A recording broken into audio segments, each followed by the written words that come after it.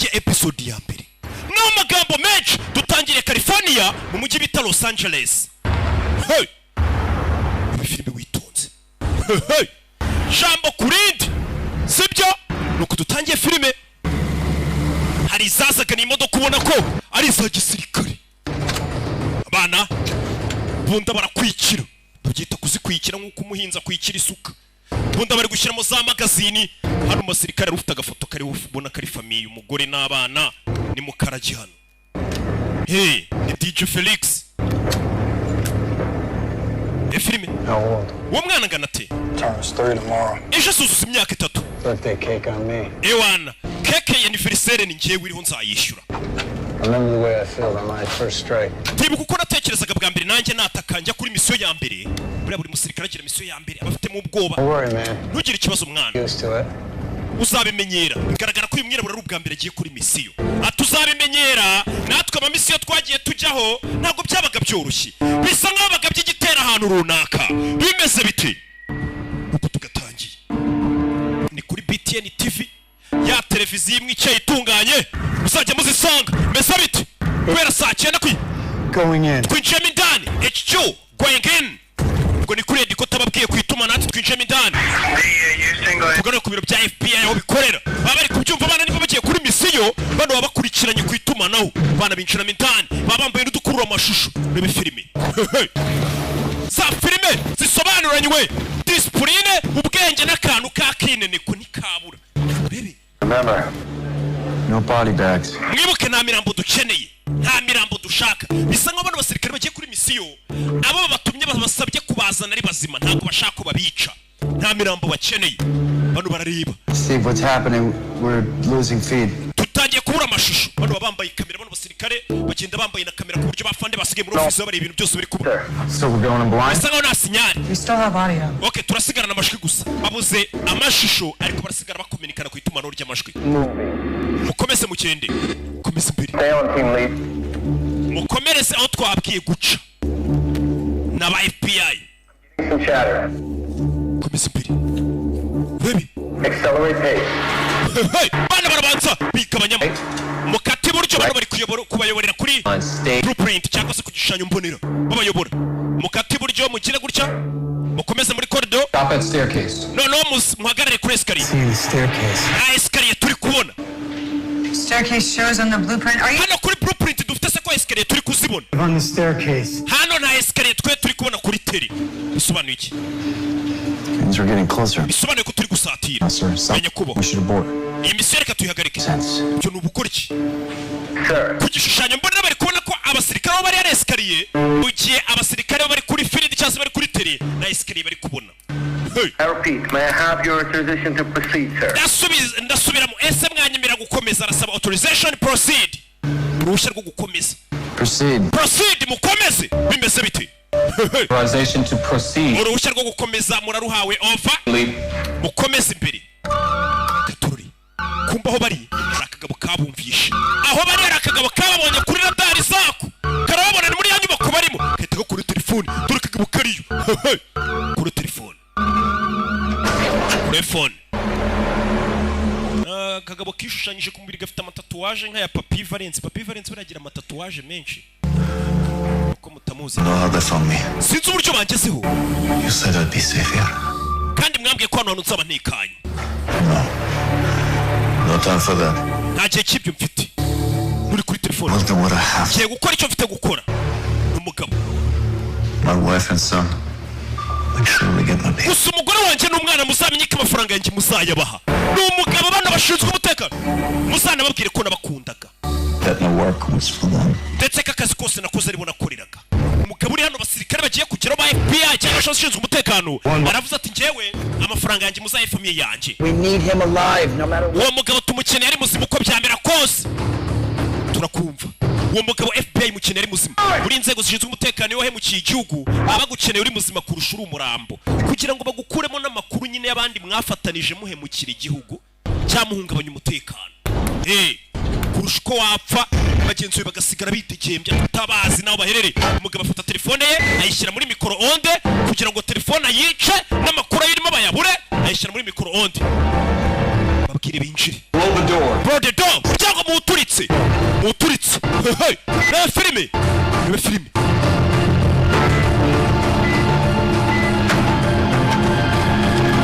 abana bakura ibisasu none abashinzwe umutekano bakuru babicaye muri ofisi ariko bari gutanga oda bakurikirana urugamba ukuntu uri kugenda urugamba rega ntabwo rurwanwa n'imbunda gusa abakenewemo n'ibitekerezo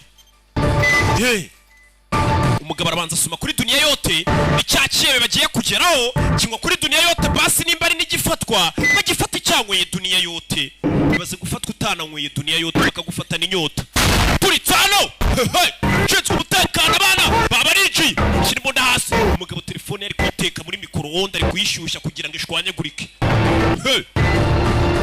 urebe filime kagabo kari hano karirasa aho kugira ngo kamena amabanga karirasa reka bagufasha amakuru wayatanga bagira ahantu bita muri ndabyemeye umugabo yarirashe kugira ngo batamujyana muri ndabyemeye amakuru yose akayatanga Steve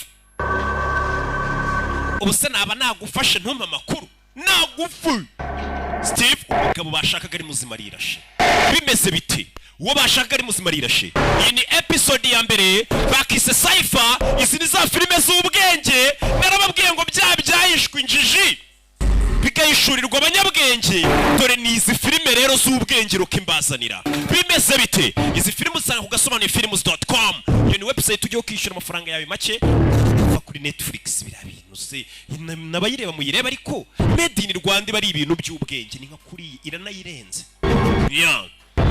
cyase amadolari 20 ukarebera muri VIP cyase 20 by'amanyarwanda n'amafaranga make izi filime zose niho zisohokera ahandi hantu ni kuri BTN buri munsi saa 9 kugeza saa 10 nuko dutangiye filime yacu bakise nguki bose nabamenyemo amafaranga bagizemo uruhare kugira ngo iyi filime tugereho cyumwereko bamaze kuyikora bahita bamamagara kuri ya nimero yanjye ati roki kimomo ne musobanuzi tuzi uciye utunganya ukomoka ku ntumwa aka filime kadushyirire mu kinyarwanda banza no kwanga baringinga nyuma mza kubyemera ariyo mpamvu muri kukabona hano hanze kuri BTN TV no ku Gasobanuye films.com bakise nguki Cypher rebe filime Question number 5. ikibazo cya gatanu Where was Shawn Mendes born? Shawn Mendes yavukiye undi mugabo atuzanye yavukiye muri Toronto 5 for 5. atanu kuri atanu mwana wanjye She knows everything there is to know about this kid. mwana wanjye uzi ubwenge bwinshi cyane pe ni umugabo ari kumwe n'umwana we n'undi mugabo batugaruye tuvuye kuri bariya bashinzwe umutekano mwana ari kuryamo My friend Jessie and I think she probably smells like woods and njye n'inshuti yanjye Jesse dukeka ko uwo mugabo yanukaga I like that. ntabwo ariko yanukaga On the pop quiz? No, silly. Weekends with you. I wish it was the whole week. mba numva twamara n'icyumweru kurusha uko twamara na weekend papa I miss you telling me funny stories before I sleep. mba nkumbuye kunganiriza inkuru zisekeje mbere ko nsinzira ndetse ukankora n'utwa mu gitondo But I want to live with you. nubwo nkunda mama wanjye ariko mba numva nabana nawe ni kumwe nyine mama aba yaratandukanye na papa mama ari urera umwana Told you like a grown up for a second. mwana wanjye ntabwo nizi ko wakuze bigezaho 8 years old. mfite imyaka 8 papa A half. 8 minus a half. papa mfite imyaka I have a 8 boyfriend. none mfite na sheri kugira ngo umenye ko nakuze nyagasani ufite sheri Who? sheri wawe ninde None of your business. ntabwo bikureba papa ubwana bwarikuje ibaze rukindinze ngana gutya nta sheri ngira akana k'imyaka 8 ngo gafite sheri we noneho kakahita kanabwira papa ngo kandi papa uwo sheri wanjye ntago akureba ntago umushinzwe umushingukeho abana Boys, did you went to live with your mother and her fault either? It's kuba waragiye kubana na mama wawe made. ni umwanzuro wafashwe n'umucamanza ntabwo ari njye My opinion. kuki umucamanza yafashe umwanzuro atambajije Considering the circumstances, urebye it ikibazo ukuntu cyari kimeze wasn't my job. It was an understandable choice. kuba narabuze akazi nta kazi nari mfite urumva ntabwo Why? kubera iki nyine batakumaye ngo abe ari wowe ndera Make sure I have a job. You know, like umucamanza ntabwo ari kumwe umwana ngo abe ari njye umurera kandi nta kazi mfite ngomba kuba mfite akazi buri mucamanza iyo papa na mama bashwanye bareba akenshi rimwe na rimwe umuntu waha umwana uburere cyangwa se umuntu ufite ubushobozi bwo kuba yagaburira umwana akamwitaho get a job, I will be going for full custody. nindamuka nongeye kubona akazi Promise? nzongera nsabe tubane tuzasaba full custody Mom for me? sekera rero nta kazi afite urumva ntabwo yaza kubana n'umwana kandi akennye Okay, we're really good at killing time. When does the movie start? After filime iratangira ryari rero tugiye kureba ya Rocky this, you'll eat popcorn. uraza kuba uri kurya injugu tureba filime ya Rocky ababyeyi bakunda kwereka abana filime za Rocky ngo ziba zirimo inyigisho zirimo ubwenge kumbe turi hamwe wa mugabo yirasiye aba forensic bamaze kuhagera Rwanda Forensic Laboratory iyo laboratoire yifite y'ubwenge habereye ibyaha baraza bagapima bakamenya byakozwe gute bagakusanya ibimenyetso kureba umugabo hano barebye muri safe ye babona hari igipapuro cyari kirimo kurikirana witunze hagira kano Heard you watch the happen for suicide? twumvishe kandi tubona ibyabaye imbere ko umugabo yahora But it doesn't get any easier. ntago yabyoroshye umugabo bari baje gufata yiyahuye Hey, Steve, check this. Steve Reban basa Rwanda One tells me this is a printer test error. hari urupapuro babonye ari ku rwanditse mu bintu bidasobanutse Where did all the easy cases go?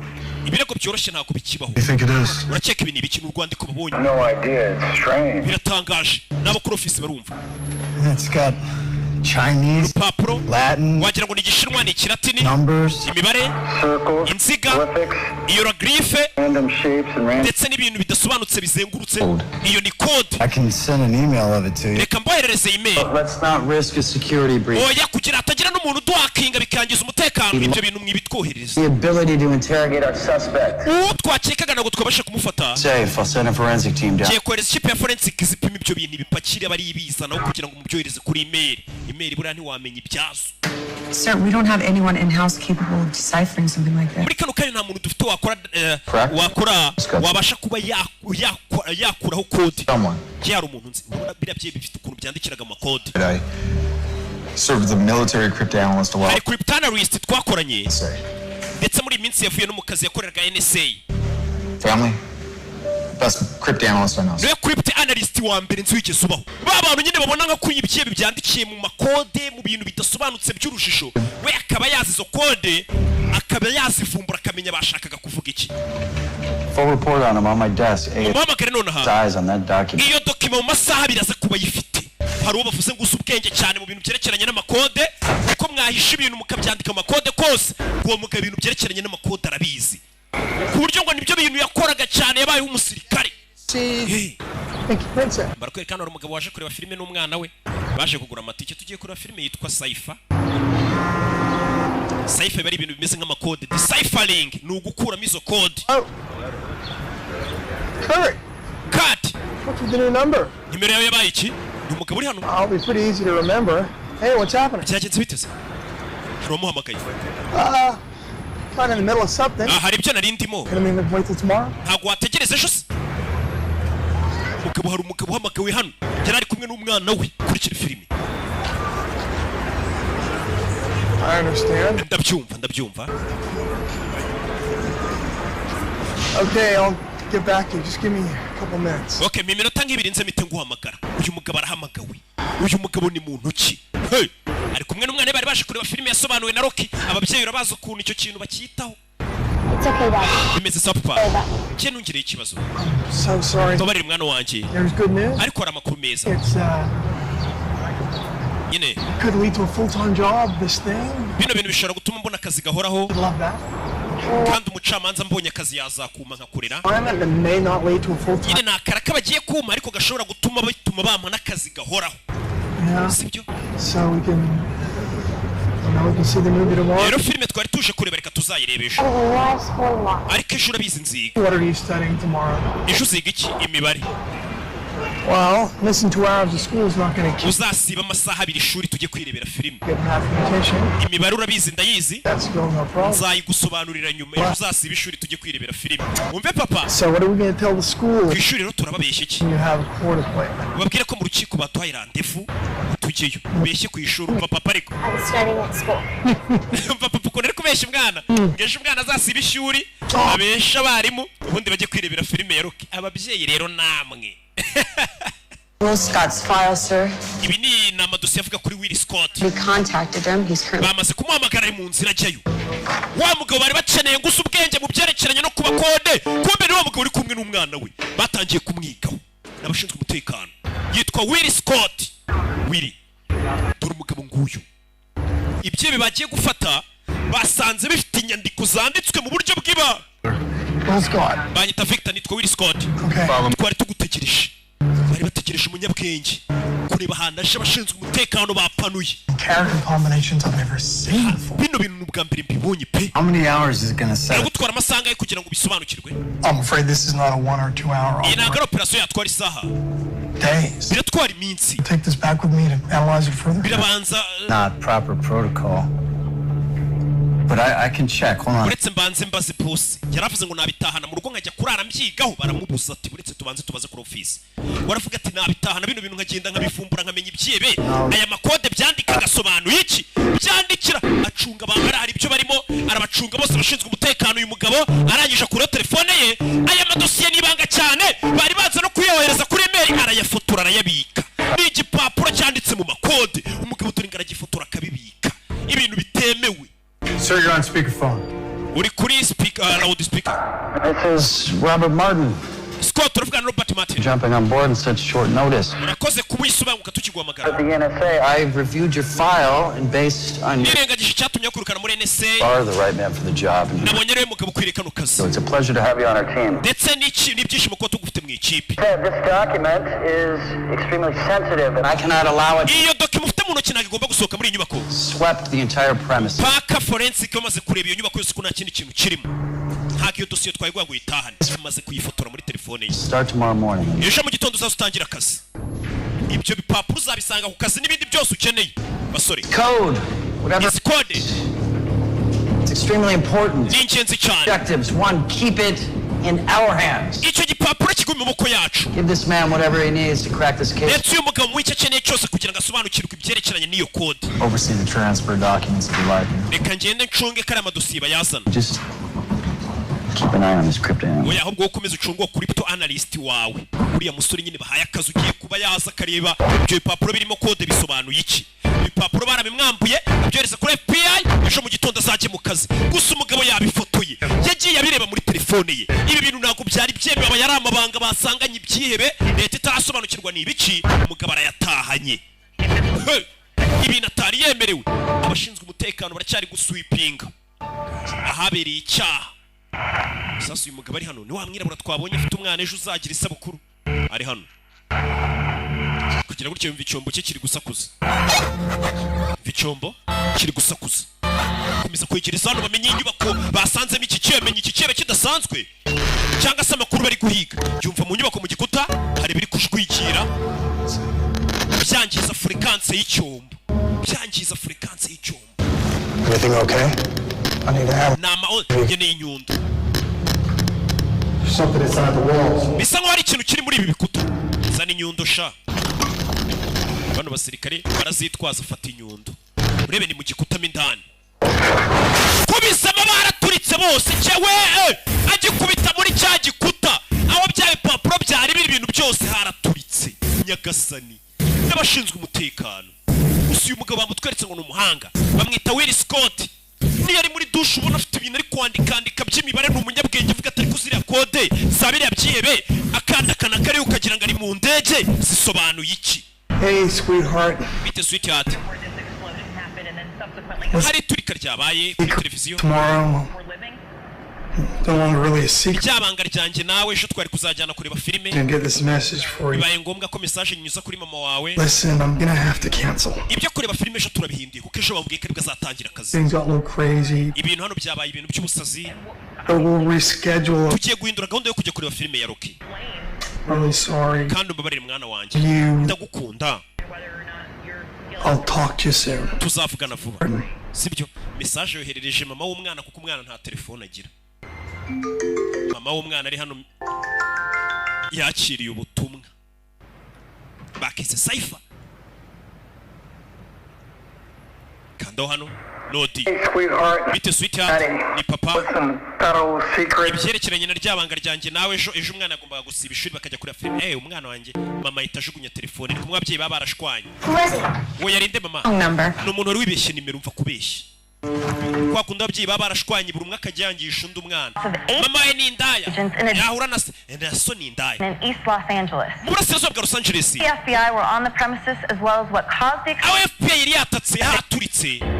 interest of privacy for the investigation. Bisa nk'ari iperereza ryari kiribanga cyane. Identities of the deceased are not being released. Ndetse imiryango yapfiriyemo y'abashinzwe umutekano ntiratangazwa. Aba agent umunani ba FBI baturitse. Nyagasani. Uyarebye.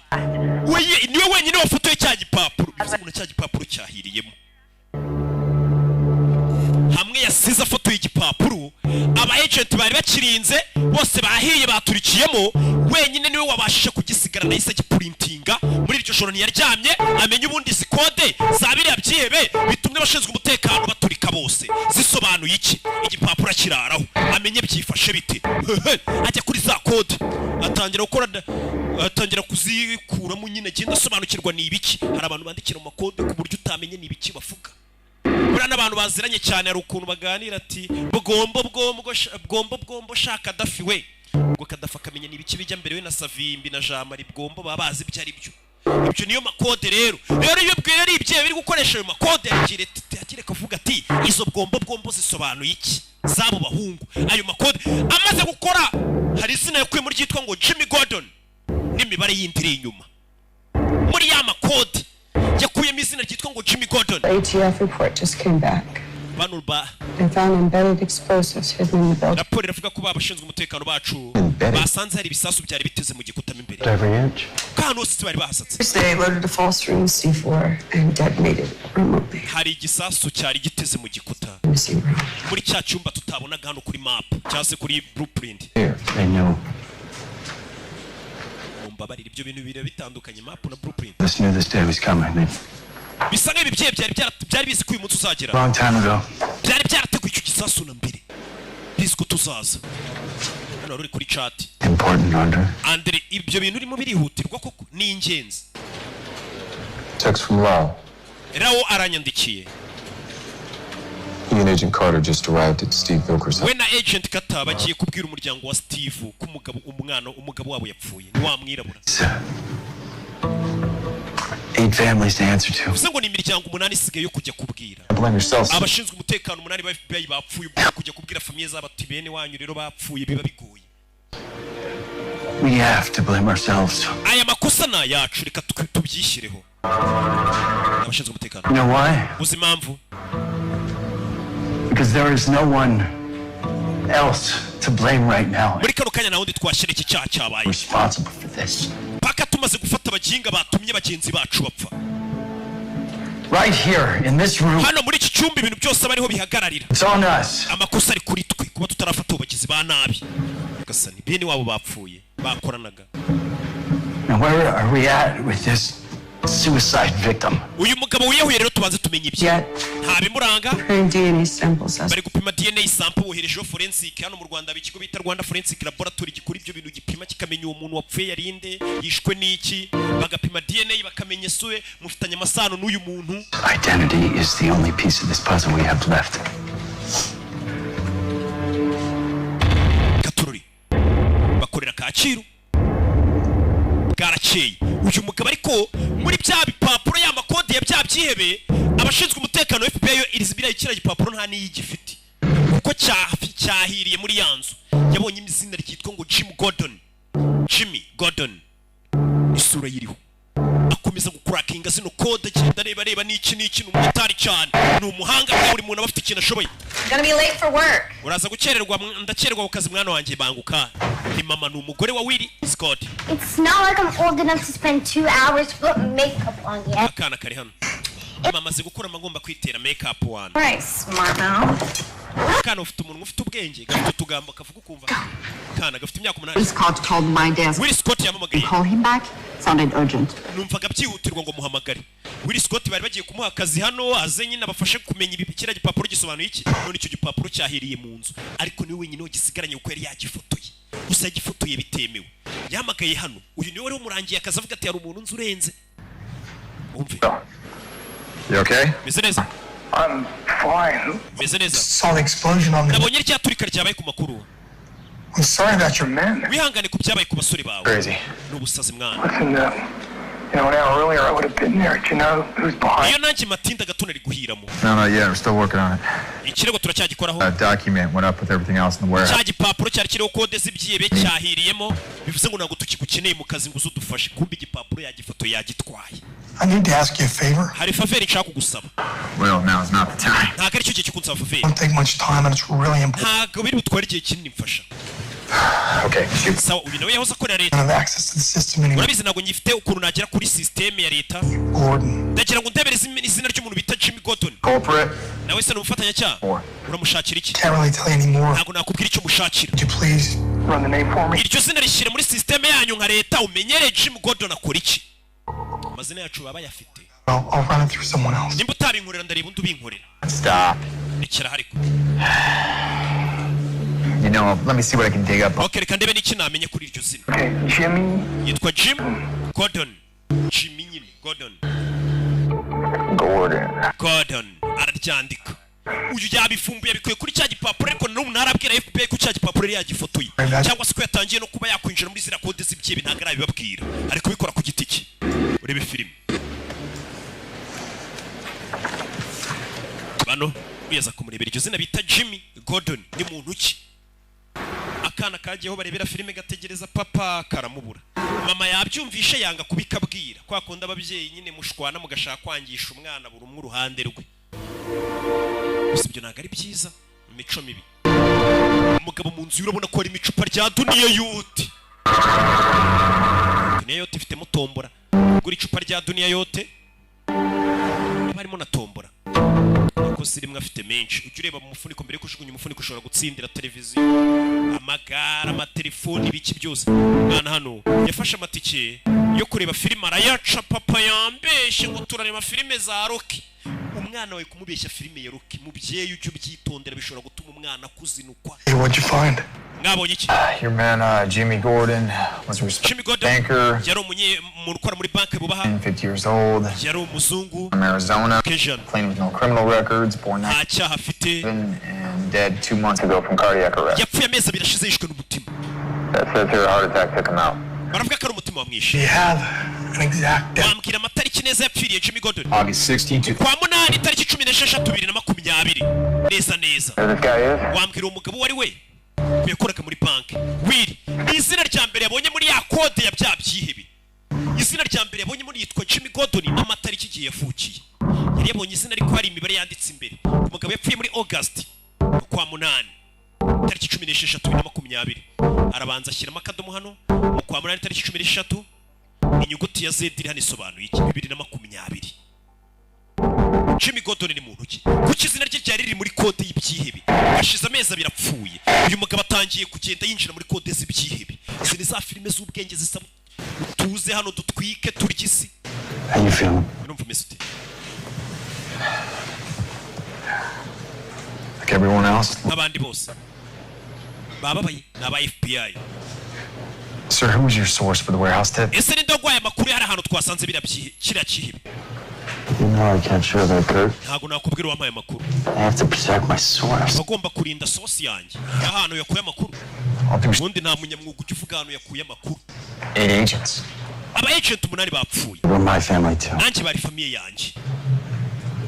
Sir, enough. Stop it. Rekera hariko. Uyu mugabo aramuha amakuru. Are you sure your source is only playing for one team? Ese wagwaye amakuru abizi ko yahaye gusa cyangwa yahaye n'abandi duhanganye. Hari igihe umuntu ashobora kukubwira ati rero polisi mu gihe hano ni iki akahita abwira n'abagizi ba nabi bande zombi. Think about it. Ubitekerezeho ko waguhaye amakuru yaba ari weho yayahaye gusa cyahari n'abandi yayahaye. Uyu ni afande Katururi. Gusa babuze urwandiko rwari rwo kode z'ibyihebe urwo rwandiko wari rusigaranye warufotoye. Niyo mpamvu buriya buri document ufite ubugomba kuyifotora ukayibikaho temba ry'akara. Hari n'igihe bagufata ati perimi wayibagiwe ariko buri biba warayifotoye hari igihe bakwihanganira. Buriya gufotora ni ibintu byiza ariko bifite akamaro. Hari nabo nge mbona bifotoza bambaye ubusa we. Mwataye umuco. Niko mugabo yakomeje hano ukomeza kureba zino kode z'abagabo akomeza kubyigaho yitonze akomeza kureba bisobanuye iki akuramo n'irindi zina nanone Philip Washington. Muri kode z'ibyihebe wasobanura gute ko izina ryawe ririmo Philip Washington irindi zina yabonye muri rwa rwandiko za kode za bya byihebe. Uyu mugabo ni umuhanga cyane. Buri muntu ari ikintu abashoboye neza cyane uvuga ati uyu muntu ibintu arabyumva 5 kwa 5. Mugabo akomeza kureba abonye irindi zina ryitwa Philip Washington. Philip Washington uwa mbere bamubwiye ko yapfuye ni Jim Gordon amezi abiri ashize. Mugabo akimara kubona irindi zina yahise yambara agufatira imbunda. Niwe yahoze ashinzwe umutekano arangije ahitahisha arapfuka arahisha ibyo yari ari gukora iperereza bye. Akana hano karakariye papa Ana kitwa Ana. Mama yanze gukabwira ko papa yari yakiseguye akabwira ko gahunda ya filime yahindutse karakaye. Is it so? I'm fine. Miss Ernest. Well, you don't sound fine. Genda umva utameze neza. What's the matter, kiddo? Ikibazo kimwana. I'm not a kid. Ntago nkiri umwana, yarakabwiye ati what's matter kiddo. Kiddo nyine ni kadogo, ntago ndi umwana. Mwana wanjye usigaye ukura vuba. You'll always be my little girl. Ariko iteka uzahora umukobwa wanjye. Nanjye mpore ndi nyoko. Uko wakura kose rega. Ababyeyi baba ari ababyeyi babona uri akana kuri mwe. Uri gutekereza iki? Mom? Yeah? Mama. Did Daddy ever call? Ese papa yigeze aguhamagara? I don't think so. Ntabwo yigeze amamagara mwana umva kubeshya. Kumwe ababyeyi bateranya ugasanga bira bintu ni imico mibi ku babyeyi namwe mugira imico mibi. Nimba warashwanye n'umugabo wawe cyangwa umugore wawe. Umwana ntabwo uba ugomba kumwangisha undi mubyeyi. Iso buriya ni imbobo yirirwa no mu birara. N'iki ni indaya mama wawe. Ibintu nagarisa. Mujye mushwana hagati yanyu ariko nimuhura n'umwana mubwira ati papa wawe ni umubyeyi mwiza, mama wawe ni umubyeyi mwiza. Azi umwana gukomeza gukura umubwira utugambo nk'utwo ngo se ni ikirara ni indaya mama wawe ni inshinzi iki niki. So we received positive ID on a microwave suicide. Wa mugabo wirashe twamaze kumenya wari we. Is 42 years. Yitwa Alex Mace. National. Afite imyaka 42. 98. Yashe muri Amerika muri 98. So, I went to Boston College. Yize muri Boston College. Science. Yari umuhanga cyane mu bintu bya computer. Masters. Ndetse yari afite masters yakuye mu MIT. 5. He moves to Santa Monica where he meets Russian-born. Yagiye muri Santa Monica yahuriye n'umurusiya bita Marta. Springville 6. Barashyingiranwa 2006. A housewife with no. Bashyingiranwe n'umugore wirirwaga mu rugo udafite akazi. Time for questioning. Umugore wuriye mugabo wirashe mu musani. Bamwita Alex Mace. He's working for us, so old roommates, neighbors, teachers, see what. Abo bari baziranye inshuti zabo biganye abaturanyi be bose mubaze kuri uwo mugabo. Uko bari FBI kiri kwibaza kuri wa mugabo wirashe undi bafashe wirashe. Ngo bashaka umugore bamuhata bamubaze byinshi. Hano hari ukomeje kugenda agiye gushaka witwa Philip Washington yabonye izina rye muri za kode z'ibyihebe. Katururi. Think through me. Yes, sir. FBI iri hano. Wirashe bamaze kumenya nicyo kihebe basanze kiri ahantu hari za kode. Gusa none iyo kode umuntu wayisigaranye ari we bita Will Scott. Hari izina yabonyemo ndetse butuvugana yagiye no kureba uwo muntu ari. You can use some sleep. Usa nk'umuntu ukeneye kuryama. It's not a nice thing to say to a lady. Cyo ntabwo ari ibintu byiza byo kubwira umugore ngo akeneye kuryama. Hari ibindi ahita atekereza. Ko nyine umugore yamusubije. Umugore ati madamu urasa nk'umuntu ukeneye kuryama. Umugore nawe ati hari iryo jambo ntabwo ari ryiza kuribwira umugore ngo akeneye kuryama.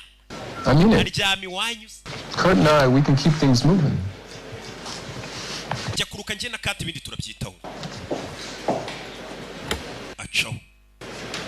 Nya. Barakwereka. Wabashije gusigarana na ya kode y'ibyihebe ndetse wamashe no gukuramo izina yinjiye mu nyubako yabonye.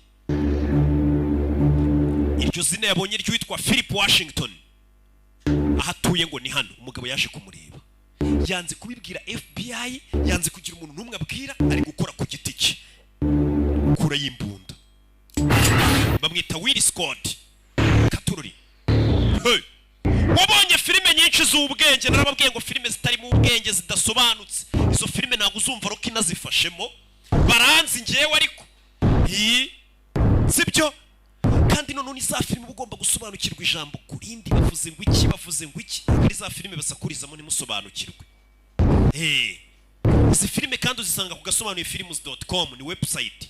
Ujya ukishyura udufaranga duke ukajya wirebera filime neza umeze neza.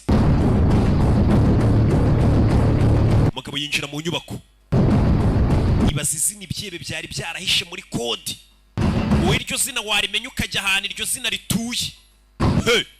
Umeze nk'uwiyahuye nk'umuntu wazi wanjye bira mupanga ataneguje. Umeze tu. Kugera no muri ugasanga hari umugabo umeze nk'uri gupfa. Hari umugabo uri gusamba. Yinjiye muri inzu asanga umuntu uri muri iyi nzu ari gusamba. Bimeze bite? Cyawe. Filime. Komeza imbere. Umugabo ari gusamba. Gusamba avayo arebe ko yamutabara. Aza gutabara umugabo ari gusamba. Bimeze neza. Gusamba. Bisa neza aza kumwasamura areba umugabo arebe sibiti akiraro nawe baramufata bakubita igishinge mwirugu. Mama we wajeje kuneka yigize indwanyi yigize rambo mu bisheke. There is a season Ibintu byose bigira igihe. and a time to every purpose under heaven. Munsi y'ijuru ibintu byose bakubwa impamvu. A time to weep Habaho igihe cyo kurira and a time to laugh. n'igihe cyo guseka. A time to mourn. igihe cyo And a time to dance. igihe cyo kubyina n'igihe cyo gushyingura bashatse kubunamira. Thank you for Will's life here on earth. turabashimira ubuzima Will yagize kuri iyi si. This body that lies before us. uyu murambo turyamye imbere Will bamuteye urushinge yitapfura agakobwa kaje kumushyingura. wa mugabo Will byapfuye baje kumushyingura. cya gishinge bamuteye cyahise kimwica. Nyagasani bano ntago bikaza baza gushyingura ari nk'abantu 10 wagira ngo bari muri corona bo bavumbuye corona mbere yacu nako bavumbuye nyine gushyingura muri bakenya mbere ya na corona. umugabo arapfuye Will Scott yagiye yigize rambo ngagiye kuvumburanga ibya kode z'ibyihebe nga amazina yabonyeho bamujombye igishinge yitapfa. agakobwa ke disi kaje kumushyingura kamuheruka ejo bavugana ngo bazajye kureba filime za Rocky none papa arapfuye. Will Scott uko yapfuye. Hey!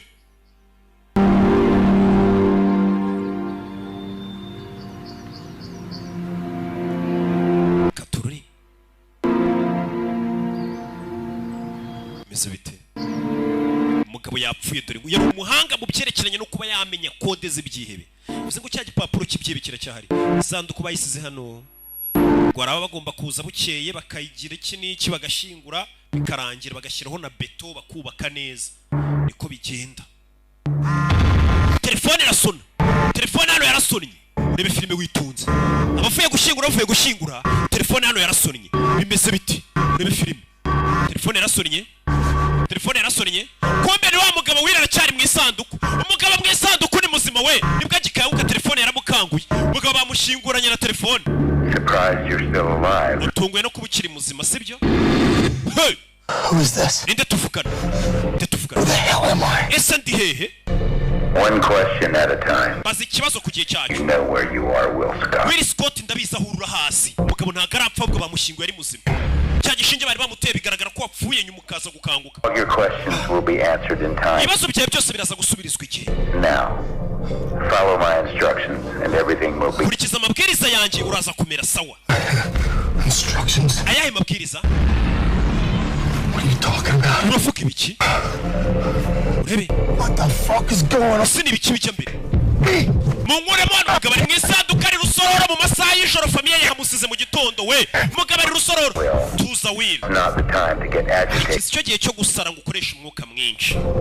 The average human being consumes around 0. ikiremwa muntu gisanzwe gikoresha 0.5 bya oxygene ku munota. You've been in this coffin for 5 hours. kandi umaze amasaha 5 mu isanduku. 1 minute. bivuze ngo usigaranye Leaves you with iminota mike. 9 minutes of breathing. iminota itarenga 10 uhumeka ukahita upfa umwuka urabugushiranye. Yes, you do as I say. rero byabyiza ukoze uko nkubwiye. Then we can have a nice... no nukora ibyo ngubwiye uraza duhure tuganire twitonze neza. Now, umva. listen closely. nyumva kandi witonze. There's a trigger above your head. hari imbarutso iri hejuru yawe. Twist the handle.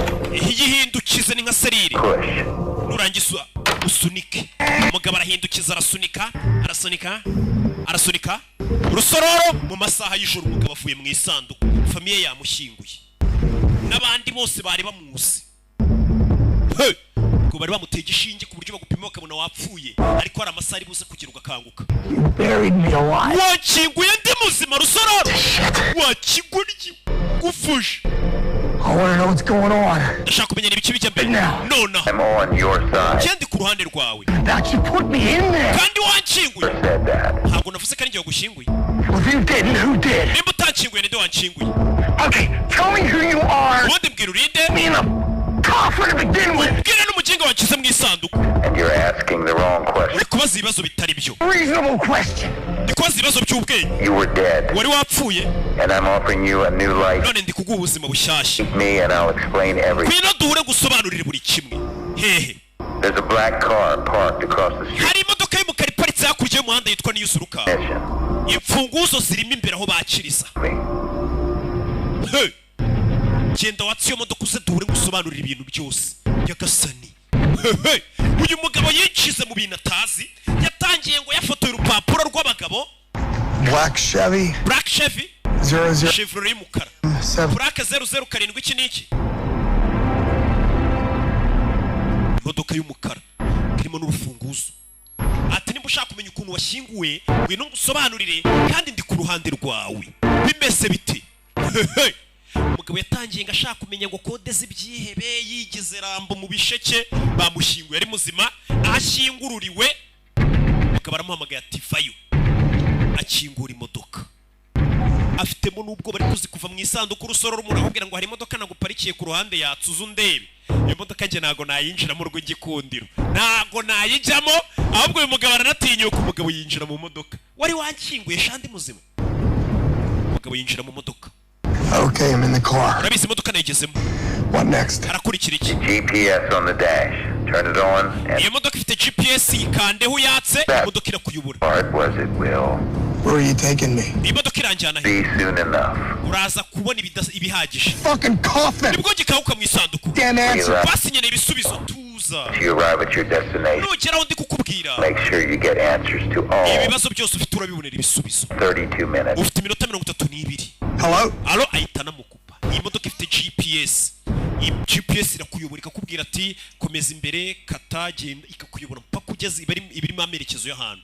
Kuriya nyine umuntu gukubita location akabona umugezeho. Agerageje guhamagara iyo nimero yamuhamagaraga yanga gucamo. Imodoka baguhaye irimo GPS, urabaza iki? Umugabo yatse imodoka. Gatururi. Ajye kureba uwo muntu uri kumuhamagara, amuhe n'amakuru y'ibibazo byose yibaza uyu mugabo ari kwibaza, ari nabyo bibazo natwe twese turi kwibaza.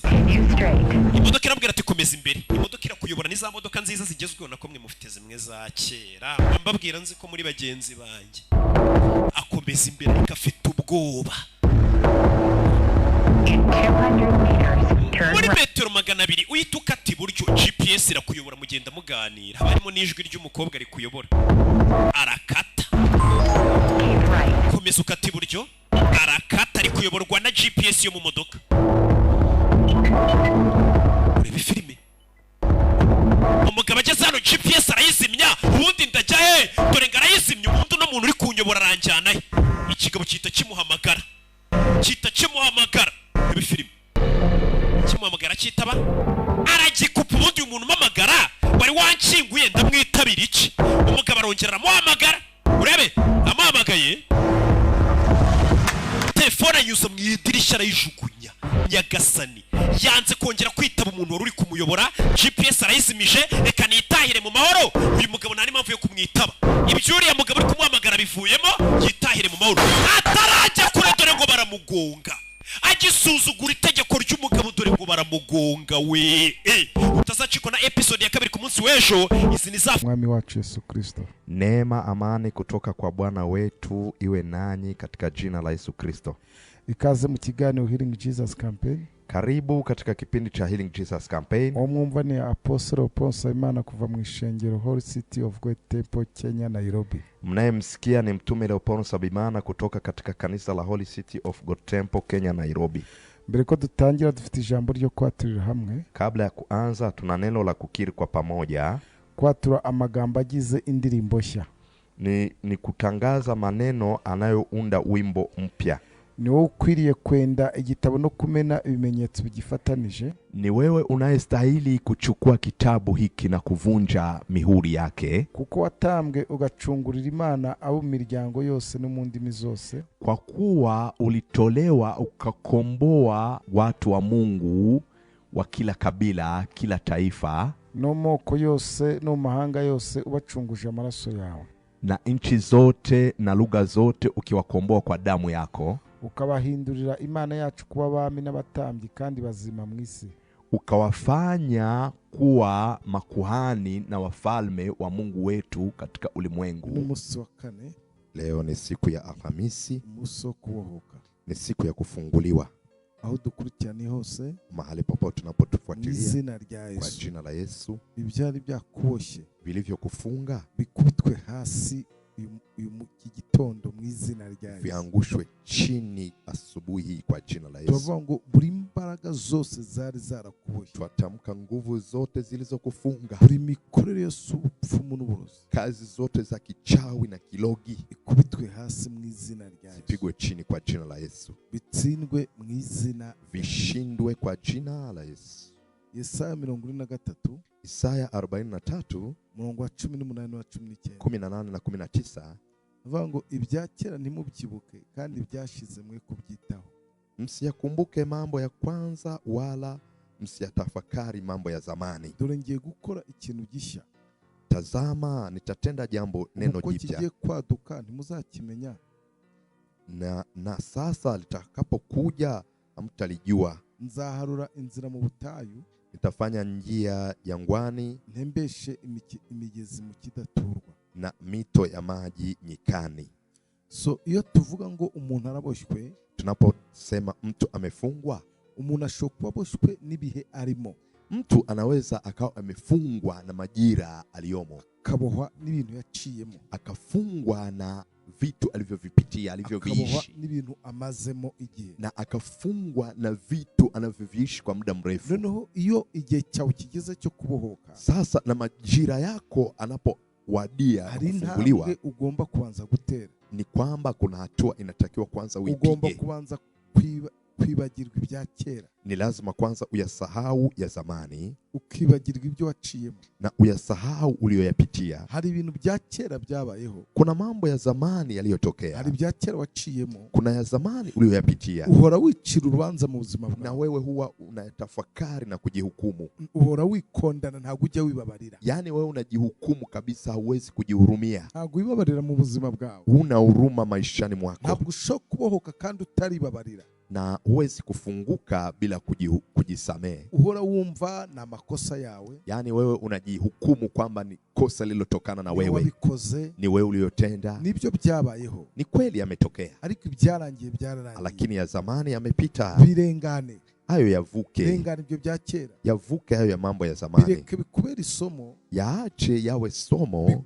Byagufasha gutsinda ibindi bindi. Litakalo kusaidia kuwa mshindi katika majira yajayo. Komeza ubyibuka no kwica urubanza ntacyo. Lakini kuendelea kuyakumbuka na kujihukumu haikusaidii. Ntacyo byakumarira mu buzima. Haiwezi kuleta faida yoyote kwa maisha yako. Kuguma wibuka ibyo abantu bagukoreye. Unakumbuka watu waliokutendea. Ibyo bakugiriye nibyo ni bibi. Ni kweli yenye wamekutendea ni mabaya. Ariko kubohwa nibyo nakahise ntacyo. Lakini sasa wewe kufungwa na mambo ya kale, ugomba kureba destiny.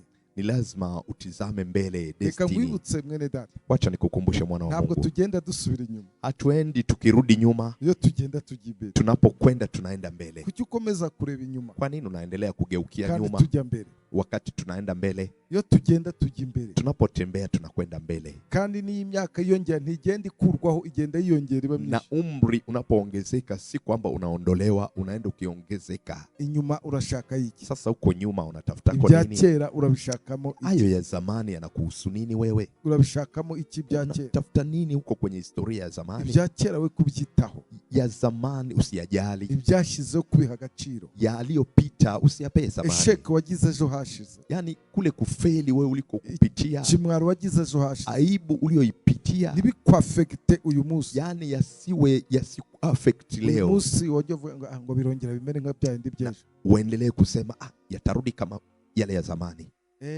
Nitagihe nafashe amafaranga arahomba. Kipindi kile nilipata hela, nilichukua hela ikafilisika. Narabikoze biranga. Kipindi kile nimefanya nikashindwa. Ninongera birongera byanga. Nitakapofanya tena nitashindwa. Ntugahora ubona ko ibintu bizaba nka kwa kundi byagenze. Yani usiwe unaona ile picha ya zamani ya kufeli. Ku murongo wa 19 aravango. Kwa mstari wa 19 panasema, dore ngiye gukora ikintu gishya. Tazama nitatenda neno jipya. Haleluya. Haleluya. Iby'Imana igiye gukora ni bishya, bitandukanye na bya bindi by'ejo hashize. Mwenyezi Mungu anayoenda kuyatenda ni mapya, ni tofauti na yale ya zamani. Ibigiye kubaho ni bishyashya. Yanayoenda kutokea ni mapya. Ubu none ibintu biri gukora biraza ari bishyashya bitandukanye n'ibyahejo. Na kwa sasa unayoenda kuyafanya ni mapya, ni tofauti na yale ya zamani. Uko kigiye kwaduka na kinavyoenda kuripuka muzakimenya. Utojua. Mu Giswahili bavuze neza ngo ni kuripuka. Kibeho mu izina. Kuna kinachokwenda kutokea kwa jina la Yesu. Ndavuga ngo kiraduka mu izina rya. Ninatamka kinaripuka kwa jina la Yesu. Kiraduka. Kinaribuka. Nawe uzabimenya byabaye. Na wewe utalijua likishatokea. Uzabimenya byabaye. Utalijua likishatokea. Uyu munsi wa none. Leo hii. Wabimenya uko biri. Huwezi kujua namna ilivyo. Ariko Imana ikoze. Lakini Mungu alichokifanya. Uzakimenya cyamaze kuba. Utakijua kikishatokea. Uzakimenya cyamaze kuba. Utakijua kikishatokea. Ngo muzakimenya. Mtakijua. Nzaharura inzira mu butayu. nitatengeneza njia jangwani, ntembeshe imigezi mu kidaturwa, na nitiririshe mito nyikani, nzaharura inzira mu butayu, nitafanya njia jangwani.